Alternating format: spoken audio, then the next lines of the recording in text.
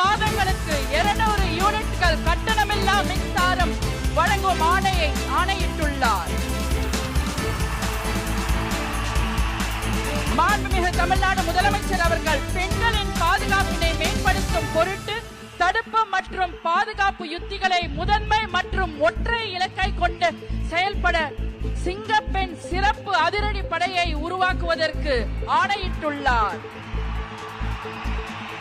தமிழ்நாட்டில் போதைப் பொருட்கள் தொடர்பான குற்றங்களை கண்டுபிடித்து கடுமையான நடவடிக்கைகளை எடுக்கும் பொருட்டு அனைத்து மாநகரம் மற்றும் மாவட்டங்களில் போதைப் பொருட்கள் தடுப்பு படை அலகுகளை உருவாக்குவதை குறித்து ஆணையிட்டுள்ளார் மாண்புமிகு தமிழ்நாடு முதலமைச்சர் அவர்கள்.